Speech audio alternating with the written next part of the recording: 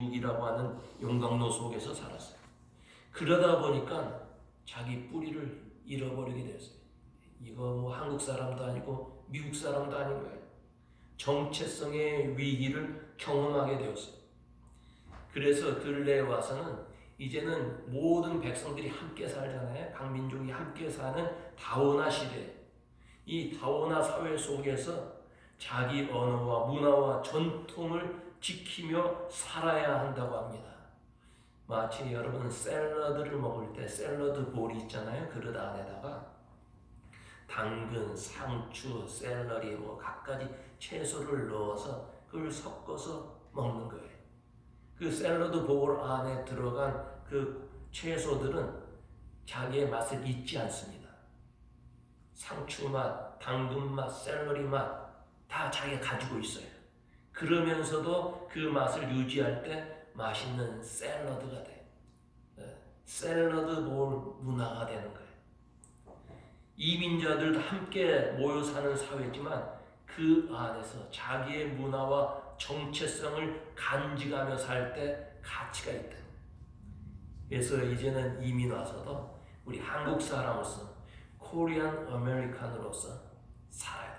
한국의 좋은 문화와 전통, 자기의 삶의 과거의 배경, 좋은 것은 지켜나가면서 그러나 이 사회 속에서 모든 사람과 화합하며 살아가는 것. 그것이 성공적인 이민의 삶이라고 말을 합니다. 이런 주장은 우리 자녀들 교육할 때도 꼭 필요해. 우리 자녀들도 한국어를 가르치고 한국의 문화를 가르치고 너는 한국의 뿌리를 가지고 있는 사람이다.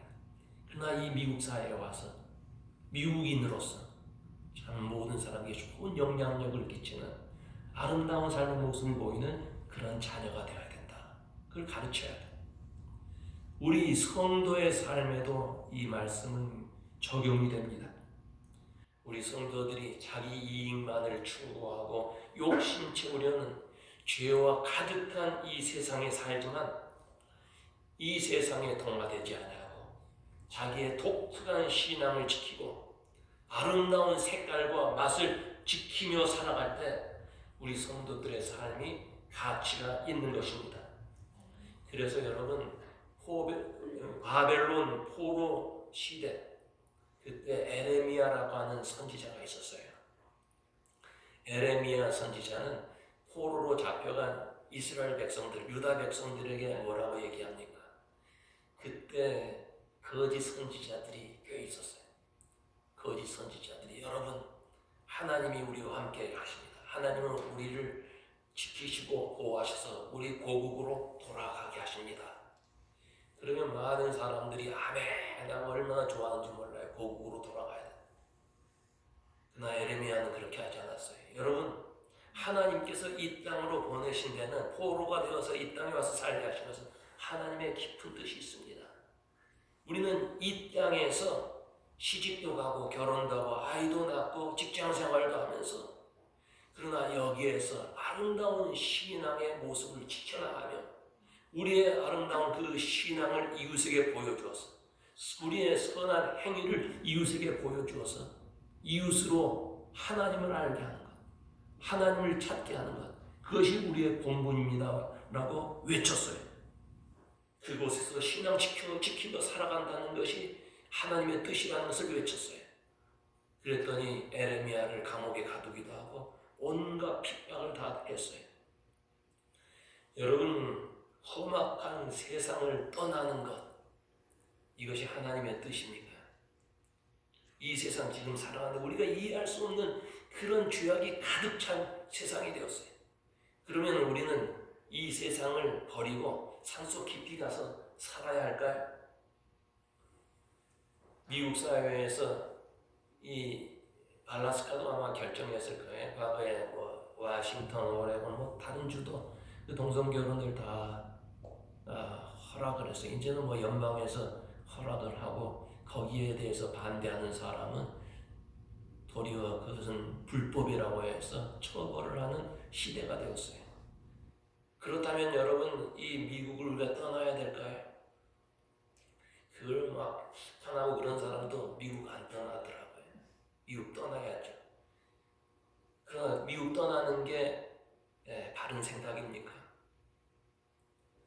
우리 교단 PCUSA가 이 일로 참 어려움을 많이 당했어요.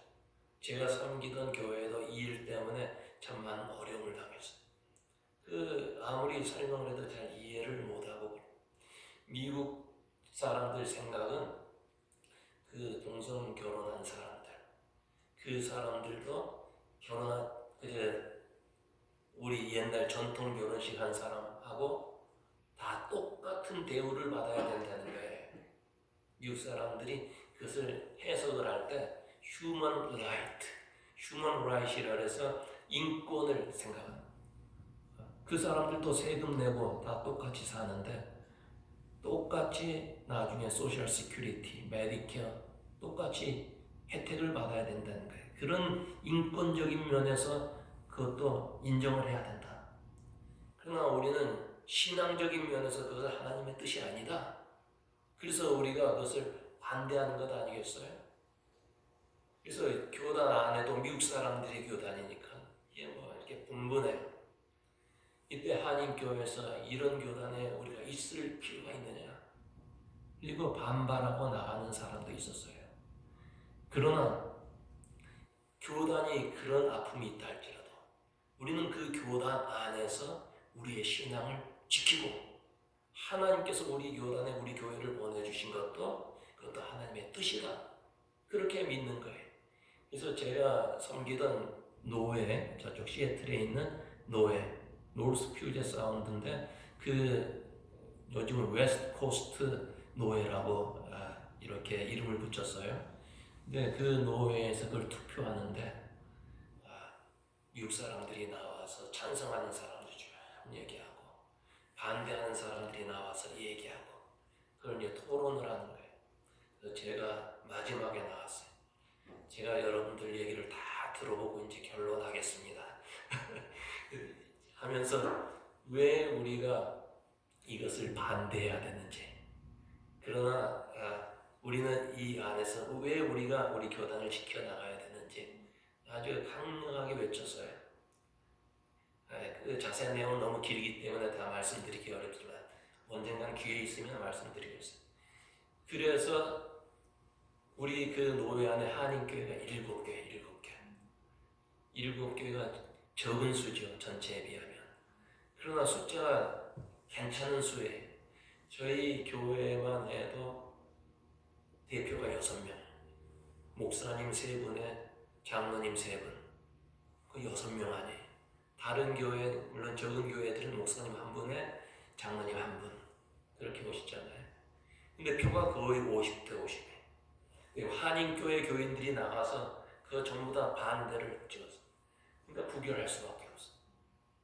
한인교회의 역할이 조그마한 수지만 이 캐스팅 보터가 되는 거예요. 적은 수지만 거기에 결정적인 역할을 한 것 아니겠어요? 우리 한인교회의 역할이 바로 그런 것 같아요. 죄악의 도성 떠나자. 떠나면 제일 편하죠. 우리에게 주어진 사명 감당 못하는 거예요. 예수님이 제자들하고 산에 올라가서 기도하는데 그 모습이 변화되었어요. 얼마나 좋은지. 베드로가 예수님, 여기에 지금 모세도 나타나고 엘리야도 나타나는데 여기다 텐트 3개를 짓고, 자기 것은 생각을 안 했던 것 같아요. 텐트 3개를 짓고 여기서 삽시다. 하나는 예수님 위해서, 하나는 모세, 하나는 엘리야 위해서 텐트 짓고 초막을 짓고 사십시오. 그때 하늘에서 이는 내 사랑하는 아들이라, 저의 말을 들으라. 예수님이 뭐라고 말씀하셨겠어요?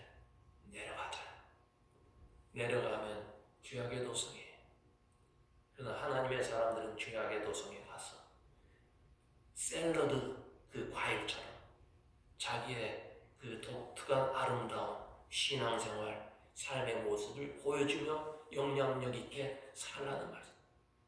이게 얼마나 중요한 말씀인지 몰라요. 여러분, 우리도 이 세속 문화 속에 살아가고 있어요. 그런데 자신도 모르게 동화되어 가고 있어요. 또 이 땅에서 성공하기 위해서 바쁘게 살다 보면 삶의 목적도 잃어버릴 때가 있어요. 그러나 여러분, 이런 때일수록 나는 누구인가? 나는 무엇을 위해 사는가? 한번 깊이 생각해 봐야 돼. 여러분은 누구세요? 여러분 무엇을 위해서 사세요? 오늘 본문 베드로전서 2장에 보면 이 말씀에서 대답을 하고 있어요. 너희는 거류민과 나그네 하나님의 영광을 위해서 사는 거예요. 거류민과 나그네, alien and stranger. 거류민이라고 하는 것은 이 땅에 잠깐 사는 이민자라는 그런 뜻이에요. 아무리 우리가 많은 것을 소유하고 아무리 우리가 많은 능력이 있다 할지라도 우리는 이 땅에서 영원히 사는 사람들이 아니라 잠깐 사는 이민자요, 지나가는 나그네라는 말씀이에요. 우리 모두가 거류민이요, 나그네입니다. 그런데 여러분, 우리만 나그네입니까? 우리만 거류민입니까? 세상 모든 사람이 다 나그네예요. 이 땅의 원주민, 네이티브 아메리칸 혹은 이 에스키모, 그 사람들도 나그네, 백인도 나그네고 흑인도 나그네, 모두가 나그네. 잠깐 살다 가는 인생이. 그래서 어떤 사람들 중에는 어차피 나그네 인생 그저 한번 살다 가는 인생, 뭐 이렇게 힘들게 사느냐, 뭐 이렇게 도덕적으로 사느냐, 즐기며 살면 된다, 쾌락주의에 빠지는 사람도 있고요. 그저 이렇게 힘든 세상, 한 세상 살다가 가는 허무한 인생이다. 그래서 인생을 염세적으로, 비관적으로 보는 사람도 있어요. 어떤 사람은 이 세상에 가장 행복한 사람은 누구냐? 안 태어난 사람이다. 그 다음에 태어났으면 자살하는 사람이다. 근데 자기는 80 이상 살았어요. 여러분, 그러나 그런 삶의 태도, 그런 생각, 그런 것들은 하나님의 뜻이 절대 아니에요. 우리를 세상에 보내신 하나님의 뜻이 아니라는 말씀이에요. 우리에게 주어진 짧은 인생 나그네지만 그 짧은 나그네 인생을 살면서도 도리어 보람있고 의미있게 살아야 된다는 말씀이에요. 본문 말씀처럼 하나님께 영광 돌리고 이웃을 축복해주는 삶을 살아야 합니다. 성경에 보면 나그네 인생을 살면서도 자기 문화를 잘 지킨 그런 사람들이 많이 있었어요. 특히 이스라엘 백성들, 한때 나라를 잃어버렸어요. 타국에서 포로 생활했어요. 히틀러에 의해서 600만 명이 살해됐어요. 지난 2000년 동안 나라를 잃어버리고 세계 곳곳에 흩어져 사는 나그네 민족이었어요. 저는 그래서 이스라엘 백성들 세계 곳곳에 흩어져 디아스포라라고 그러잖아요. 중국 사람들은 그런 억압에 의해서 흩어지지 않았지만 중국 사람들 세계 흩어져 사는 걸 화교라고 그러잖아요. 그 유태인들 디아스포라가 얼마나 많은지 몰라요. 근데 이 이스라엘 백성들을 사람들은 무슨 민족이라고 부르냐면 히브리 민족이래요. 히브리라고 하는 말의 뜻은 강 건너온 사람들, 그런 뜻이에요. 다시 말해서 비천한 나그네, 이민자라는 뜻이에요. 이스라엘 백성이 히브리 민족이라고 불리워지게 된 것은 그의 조상 아브라함이 메소포타미아에서 살다가 유브라데 강을 건너서, 유프라테스 강이 있잖아요. 그 강을 건너서 가나안에 와서 나그네로 살았기 때문에 사람들이 아브라함의 후손들을 비천한 나그네, 히브리라고 그렇게 불렀던 거예요. 그 히브리 민족의 조상 아브라함, 나그네 인생 살았습니다. 하나님께서 지시하는 곳으로 가라 하실 때 순종했어요. 그래서 우상을 숭배하던 고향 땅을 버리고 정처 없이 길을 걸었어요. 한 곳에 정착해 살지 못했어요. 갈대아 우르에서 하란으로, 헤브론으로, 브엘세바로, 세겜으로 각 곳에 이렇게 다니면서 나그네 인생을 살았어요. 그렇지만 그는 고향을 떠난 나그네였지만 고향 떠나는 것 후회하지 않았어요. 고향으로 돌아가려는 마음도 갖지 않았어요. 고향은 풍족한 삶을 살던 곳이었어요. 죄악의 도성이었기에 하나님 지시한 곳으로 묵묵히 걸어갔어요. 나그네의 인생이지만 하나님의 뜻에 따라서 그 길을 걸으면서 과거의 미련을 갖지 않았어요. 여러분, 여기에 나그네의 철학이 있어요. 우리는 우리의 본향인 천국을 향해 가는 나그네들이, 우리 모두에게는 고향이 있어요. 한국에 어디 고향이 있잖아요. 그러나 거기는 태어난 곳이고 우리의 실질적인 본향은 천국이에요.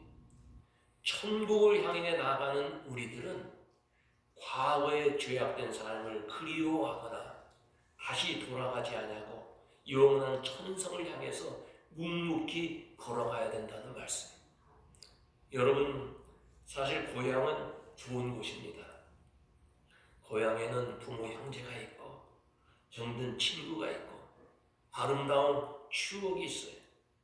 그래서 노래를 해도 내 고향 남쪽 바다, 나의 살던 고향은 꽃피는 산골, 노래 부르잖아요. 이북에서 내려온 사람들은 이북에 고향에 갈 수 없으니까 고향이 그리워도 못 가는 신세, 그런 노래 부르지 않아요? 참 고향 모두가 그리워하고 참 가고 싶은 곳이죠.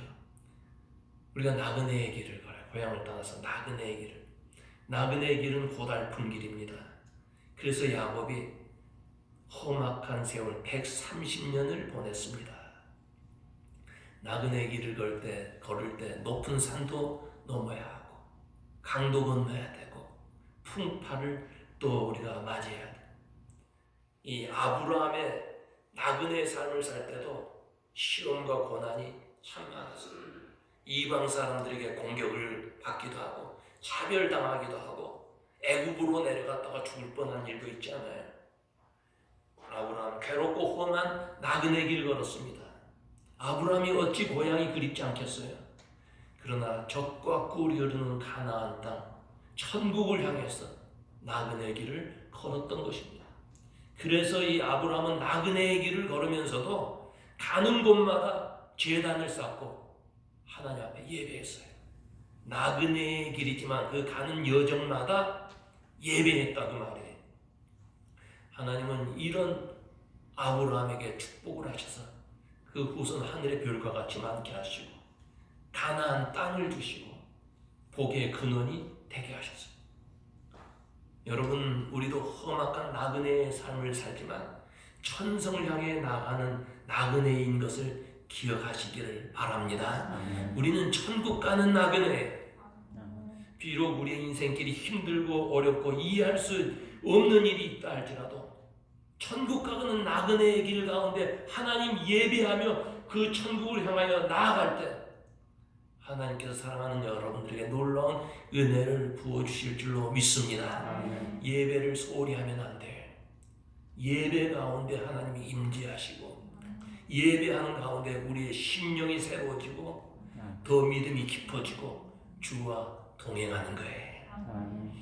나그네의 길을 훌륭하게 걸은 사람 가운데는 아브라함의 아들 이삭이 있었어요. 이삭도 아브라함처럼 여러 곳을 이사하며 나그네의 삶을 살았어요.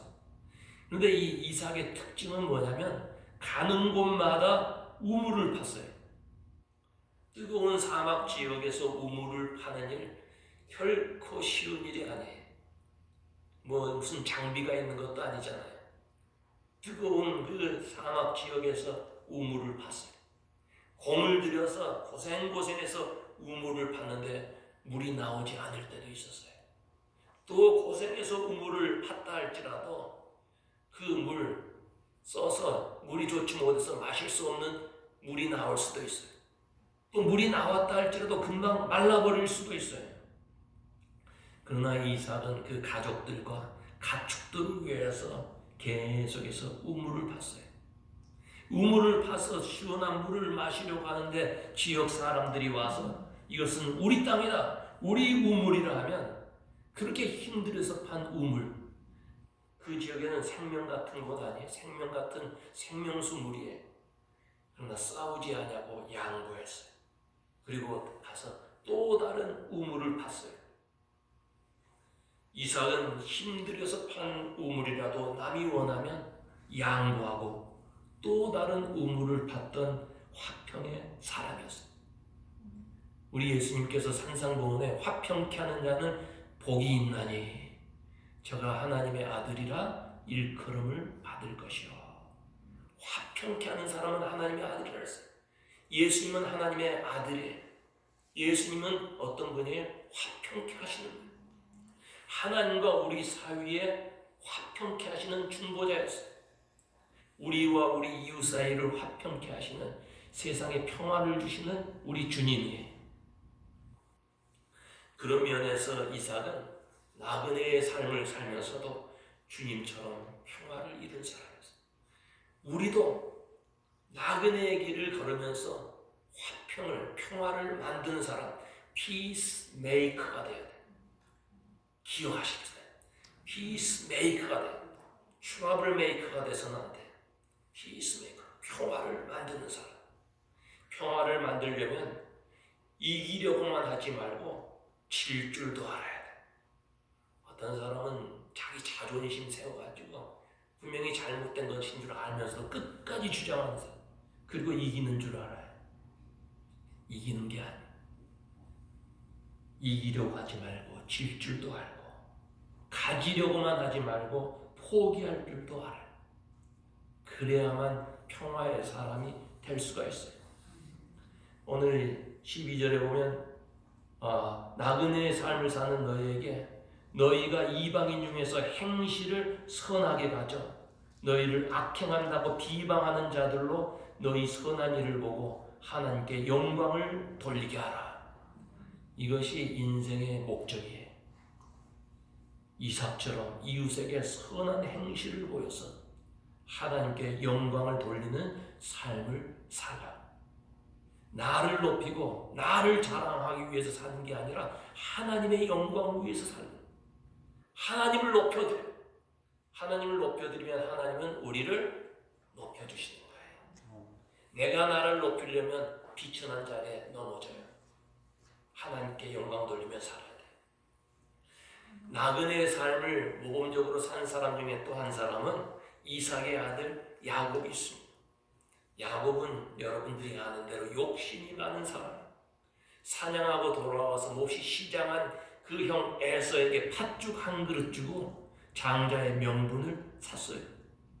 눈이 어두워서 잘 보이지 않는 아버지를 속여서 거짓말로 장자처럼 꾸며서 아버지에게 나가 축복을 받았던 사람. 이 일로 인해서 형이 분노하게 될 때 생명의 위협을 느껴서 집을 뛰쳐나갑니다. 외삼촌 라반의 집으로 도망을 가는 거예요. 도망가는 길 들판에서 밤을 지새우게 되었어요. 이 야곱은 어머니 치마폭 밑에서 살던 사람이에요. 에서는 남성적이고 사냥을 하는 사람이었지만 야곱은 집안에서 그저 어머니 돕던 그런 성품의 사람. 난생 처음 들판에서 잠을 잡니다.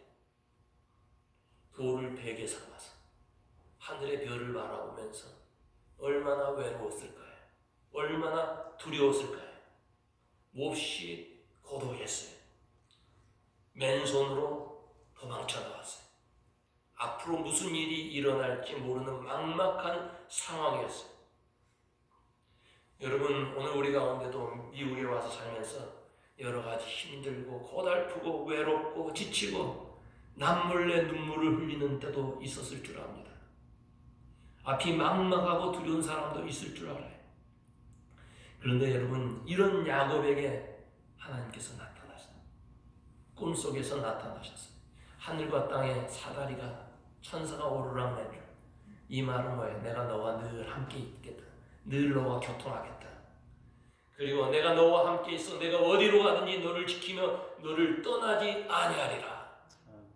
이런 음성을 들었어요. 얼마나 큰 힘이 되는 줄 몰라요. 하나님의 음성을 들은 후에 그는 더 이상 약한 사람이 아니었습니다. 그래서 삼촌 라반의 집에 가서 20년 동안 종 노릇하면서도 한 번도 외롭다, 한 번도 괴롭다, 한 번도 지친다 그런 말 한 적이 없어요. 여러분, 우리도 나그네의 삶을 살 때 야곱처럼 외롭고 앞길이 막막하고 낙심할 때가 있어요. 그러나 분명히 기억할 것은 하나님이 우리와 함께 계시고 하나님이 우리를 지켜주신다는 그런 약속입니다. 이 말씀 여러분들 꼭 마음속에 깊이 새기시기 바랍니다. 어떤 상황에 있든지 간에 야곱에게 말씀하신 하나님은 오늘 우리에게도 말씀하세요. 올해 한 해가 지나가고 있어요. 올해 한 해 참 험악한 세월을 보냈어요. 험악한 길을 가는 우리 나그네였어요. 그러나 여러분, 나그네였지만 할 곳이 없이 정처 없이 떠도는 나그네가 아니라 영원한 안식과 기쁨이 있는, 그래서 찬송을 부르며 평안을 누릴 수 있는 본향을 향해서 나가는 나그네인 줄로 믿습니다. 우리는 아무렇게나 사는 나그네가 아니에요. 그래서 하나님 자녀로서 세상 풍조에 휩쓸려 살지 않냐고, 어떤 환경이 있었든지, 아무리 세상이 악하고 추워하고 참 세상 물결이 우리 흉흉하다 할지라도 그 가운데서 우리의 믿음을 지키고 착한 행실로 하나님께 영광 돌리는 성도들이 되어야 하는 거예요. 아멘. 나그네는 잠깐 머물러 있다가 가는 사람이에요. 야고보서 4장에 보면 우리 인생을 안개라 그랬어요. 안개. 시편 102편에 보면 인생을 연기라 그랬어요. 잠깐 있다가 없어진다 그 말이에요. 베드로전서 1장에 보면 인생은 풀의 꽃과 같다 그랬어요. 참 우리 젊었을 때는 다 아름다운 모습이잖아요. 우리 연세 많은 권사님들 처녀 때 아마 사람들이 보면 이게 장희빈이나 뭐 옛날에 그 양귀비가 와서 울고 갈 정도로, 예? 그 정도로 아름다운 자태들이 있었어요. 근데 연세가 되니까 벌써 쭈글쭈글해지잖아요. 결국은 다 놓고 가야 하는 인생이에요.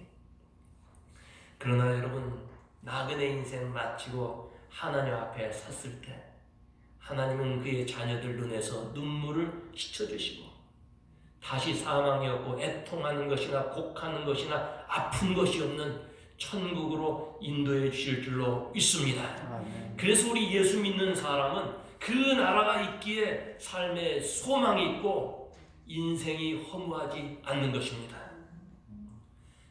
우리도 험악한 세월을 사는 나그네, 지난 1년 동안 힘든 한 해 살았어요.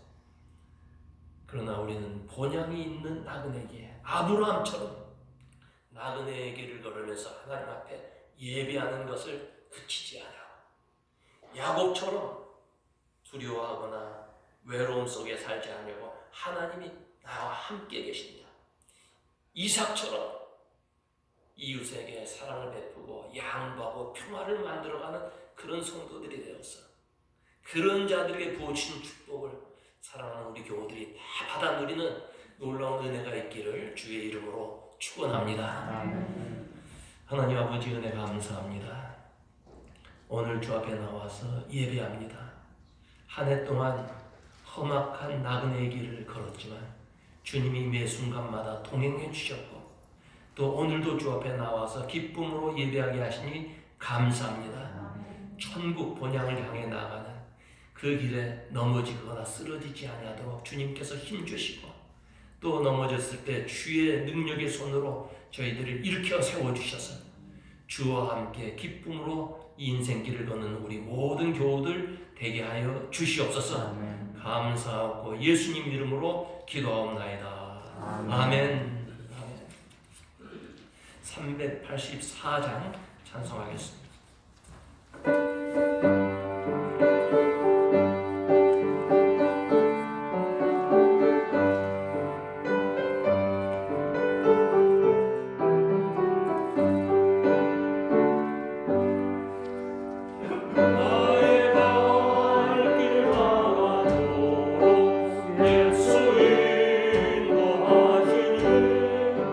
내 주 안에 있는 공유 어찌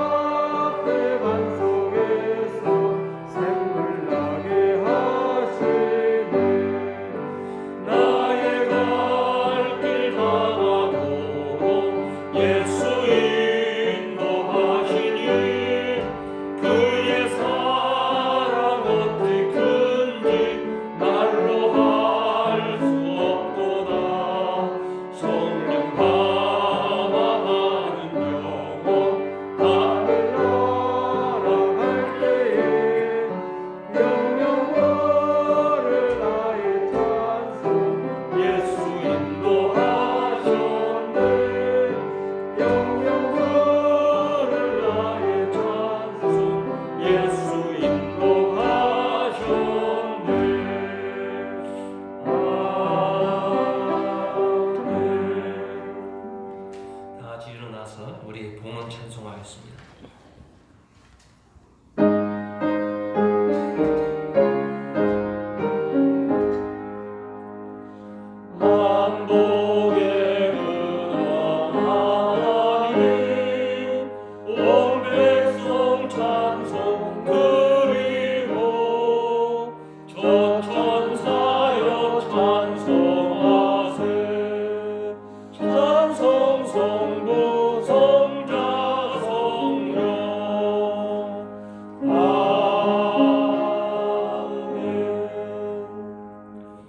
하나님 은혜를 감사합니다. 지난 한 해 동안 저희들을 늘 지켜주시고 보호하시고 부족하고 연약하지만 버리지 아니하시고 주의 장중에 붙드시고 또 아버지 하나님께서 늘 저희들을 주의 길로 인도하시되 아버지 하나님께서 우리에게 필요한 것을 넉넉하게 채워주신 것 감사합니다. 없는 가운데도 부족한 가운데도 내 잔이 넘치나이다 고백할 수 있는 성도들 되게 하여 주시옵소서. 귀한 물질 주 앞에 드렸사오니 주께서 이 예물에 친히 안수하시고 오병 이어의 역사가 일어나게 하시고 이 물질로 인하여 하나님의 나라가 확장되어 갈 수 있도록 주여 축복하여 주시옵소서.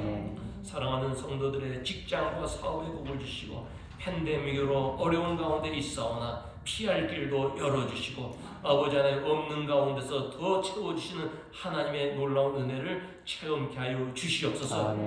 특별히 육신이 연약해서 어려움을 당하고 있는 우리 교우들 주께서 아십니다. 주여 저희들의 염려와 신음소리를 들으시고 주의 능력의 손으로 안수하셔서 병에서 깨끗이 해방될 수 있도록 주여 함께하여 주시옵소서. 아버지 하나님 각 가정마다 은혜를 베푸시고 어린 자녀들에게 지혜와 총명 주시고 연세 많은 어른들 천국 소망으로 주여 어려움을 이겨나갈 수 있게 하시고 아버지 하나님 행복한 믿음 주여 찬송이 넘치며 기도가 넘치는 귀한 가정들 다 되게 하여 주시옵소서. 이제는 우리를 구속해 주신 예수 그리스도의 은혜와 하나님 아버지의 무한하신 사랑과 성령님의 교통하심이 주 앞에 나와 예배하는 모든 심령들 위해 이제로부터 영원토록 함께 계시기를 간절히 축원하옵나이다. 아멘.